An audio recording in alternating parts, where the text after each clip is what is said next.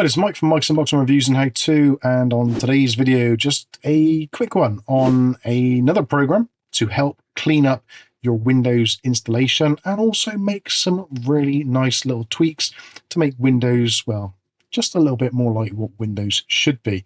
So on today's video, I'm going to show you a product or a application called CrapFixer, which is a imaginatively named application. And this is done by BuiltbyBel, which we've probably seen some apps from BuiltbyBel already on this channel. Got some great stuff, and yeah, we do like to promote their work. Anyway, CrapFixer. So what is CrapFixer is all about? So basically, CrapFixer fixes the crap Windows leaves behind. So it just cleans up Windows and just makes it a little bit more usable. Also, it's good for cleaning up old temporary files and that kind of stuff. And it looks and behaves a little bit like CCleaner, which I think if you've used a computer for a number of years, you'd have probably heard of it or even used it yourself before it became enshitified, like most things tend to be. Anyway, with all that said, let's get the latest version. So the latest version was from the 25th of December, 2025. So a Christmas present to us all. Click on latest and we can download that. Go down to the bottom, got the CrapFixer zip file. Also got the source code. So if you want to have a hunt through the source code to make sure that everything is legit, you're more than welcome to do so. Of course, if you like this type of stuff, then you're more than welcome to donate via PayPal or buy them a coffee, etc. Choice is yours. Let's get the crapfixer.zip. So that's finished downloading. Let's go to our downloads folder. And we'll right click on that and choose extract all and extract. And now we can run CrapFixer. Now you do need to run this as administrator, otherwise potentially you may experience problems. So right click and choose run as administrator. Now before we click on this, as always, a general warning to you all, please make sure that you've done a full system backup or at least taken a snapshot of your system registry, or perhaps even created a system restore point should anything go wrong either now or in the future. Although, having said that, there is a section in here which I believe you can restore changes as well. So you don't have to be too worried about this, but as a general point of routine maintenance, it's always worth making a system backup before you make any changes. So with all that said, we'll click on Run as Administrator. And it will say here, Windows has protected your PC. This is because the system or the program itself hasn't been validated by Microsoft, because that costs money. So we'll click on Run anyway. You'll get the user account control notification come up, so click on Yes. And we can close the rest of these windows now. We don't need those open. So this is a very, very memorable application, at least in terms of its look. Again, if you've used CCleaner, it looks identical. The layout is very, very similar indeed. So a little tour here. We've got obviously Fixer on the side. So for Windows and also for applications, you can analyze that. You've got your restore section. So as it says there, this will restore all selected features to their original state. Changes made by previous configurations may be reverted. Are you sure you want to proceed? So if you want to restore at a later date back to the original Windows defaults, you can do. Also in the tool section, you've got options for settings. So you can save to an INI file, etc. And also you can download plugins. So there's an absolute ton of plugins here available. If you want to do that, little extra features, you can choose to do those or remove them, whatever you want to do. Also, in the extensions bit, you've got the option to install extensions. Again, pretty much the same as what we've seen just now. I want to concentrate on the Fixer side of things. So we'll start with Windows, and obviously this is a list of tick boxes. So if there's something you want, tick it. If there's something you don't want, then you basically remove it. So Windows basic disk cleanup, that's always worth doing just to clean up temporary files, etc. Also, you've got the WinGet app update, so you can get it to update all of your applications using the WinGet command. That is optional. Basic disk cleanup, I'm going to leave that on there. System, you've got the options there for showing a blue screen of death in details rather than a sad smiley face. So some of you may prefer to see that. If you're on our Discord and you're having problems with your system, you probably want to do this so you can see the details of your problems. Also, you've got the enable verbose logon status messages. Now, I quite like this. So this is when either Windows is starting up or shutting down you get a thing saying Windows is starting, or Windows is loading, or Windows is connecting to the network, or whatever it is. So it just gives you some information rather than just a basic boring screen. I quite like that, so you can see what is taking a long time. So if, say, for instance, your Synology is taking a while to shut down because it's still trying to do some update or backup or whatever, it will show you those types of messages. So that's pretty useful. You've also got the option to speed up shutdown time. I'm not really keen on that one because it can cause issues. So I would leave that as it is, but you can do whatever you like. Disable network throttling. Yes, we want to do that. Optimize system responsiveness. Hey, we might as well do that. Speed up menu show delay. So that's quite useful for making your windows feel a little bit more snappy.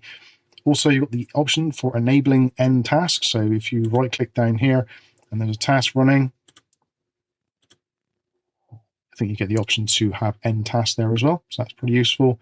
You also got the disable hibernation. I never use sleep or hibernation, so disabling it's good. Also, that can retrieve some disk space as well from the Hyper file. When it comes to Microsoft Edge, again, if you're using Microsoft Edge, then you might want to remove that because otherwise it's going to make changes to Edge. For this particular installation of Windows, I don't use Microsoft Edge at all. So I'm going to select all of those, but obviously do read through them and make sure that they are suitable for what you want to do. Otherwise, you can break Microsoft Edge. And if it's your only browser, then you could be in a lot of trouble. So I'm going to choose all of those, but you make the decisions which you want to do. Into the UI section, so that's your user interface. You've got the option to show full context menus in Windows 11. I think that's a given. Everybody wants that. I don't know why they took it away. It's ridiculous. Don't use a personalized lock screen. I kind of like that, so I'm going to remove that. Hide the search box on the taskbar. So that is this bit here. I actually can use that a little bit, so I'm going to leave that enabled. So I would remove the tick there. Hide most used apps. I'm going to get rid of that. Task view, which is this one here. So I'm going to remove that also. Disable search box suggestions. Yep, I don't really want that. And disable Bing search. Yep, don't like that either. Pin more apps on start menu. Yeah, that's quite useful. Align start button to the left. I like it centralized, so I'm going to leave it where it is. And you've got the disable transparency effects again, which can make your system feel a little bit quicker. You can optionally enable dark mode for all apps and also for the system. I'm going to leave it as it is, but if you want to do that, more than welcome to do so. And disable the snap assist flyout. Yeah, I think I'll get rid of that as well. When it comes to gaming, obviously, if you use the game DVR, then you may want to leave that as it is. I'm going to get rid of it. Privacy-wise, again, it's probably best to have all of these enabled, at least ticked here. So disable activity history, disable location tracking, disable privacy settings experience at startup. So that's when it asks you about wanting to do certain things with apps and security settings. Windows does it every now and then, so that can turn that off. And also, important one, turn off telemetry data collection. That is pretty much a given, I think, these days. And in terms of ads, yeah, I'm just going to get rid of all of the ads. And also, this will get rid of the welcome experience ads as well. Start menu ads, settings ads, all that kind of stuff. So that gets rid of all those. Then we've got the AI section. There's not a great deal on AI here. So if you want more on AI, we have shown other videos which are more AI orientated. But for a lot of people, this will actually remove the majority of it, or at least the ones they're concerned about. So don't show Copilot in the taskbar, which is here currently, and turn off recall in Windows 11 if it's enabled. And also click to disable the click to do. That's only for Click Pilot Plus PC, so we don't need to do that. And also when it comes to plugins, you've got ones which you can actually install, so you can run those plugins as well. Again, there's lots of other options there. Remove Windows AI is a big one, so that is part of BuiltbyBel's other software, which you've seen previously. So if you want to install that as well, you can do, so you've got everything in one place. Entirely up to you. Next, we have got the applications bit. So it says there, no analysis yet, so let's do analyze. So this is to get rid of some of the bloatware on the system. So again, you can see which ones you want to get rid of. So Clipchamp, don't want that. Don't want Bing News, don't want Bing Weather. Don't want Copilot, obviously. Solitaire Collection, don't really want that. Sticky Notes, never used it. Has anyone actually used Sticky Notes? Let me know in the comments. Have you ever used Sticky Notes? And if so, what is it actually even for? I've never used it. To-do lists, never use that either, so I can go. Dev home, again, never use that. Windows alarms, don't really use that. Windows camera, nope. Windows feedback hub, nope. Your phone, nope. Hate it. And Zoom music, never seen it or used it. So that is the ones we're going to get rid of. So now we can run Fixer, and that'll do both the Windows stuff and also the application side of things. And as you can see, it's going through.